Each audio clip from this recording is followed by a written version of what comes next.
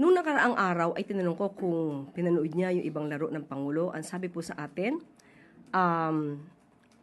usually ay ayaw niyang manood ng live dahil mukhang mayroon daw yata siyang dalang hindi swerte kapag ka nanonood siya ng personal na laro o nanonood siya live. So, kagabi ay hindi ko na itanong kung siya mismo ay nanood. Pero nagbigay na po siya ng kanyang pagbati at karangalan sa buong taong bayan, sa sambayan ng Pilipino at ng ating bansa, ang pagkapanalo po ni Alex Ayala. So, congratulations. So do we expect another invitation for Alex Ayala? Will the President give her any reward, acknowledgement? Alam naman po natin na ang Pangulo, pagdating po kay Ms. Alex Ayala, ay talagang buhos po ang kanyang pagsuporta.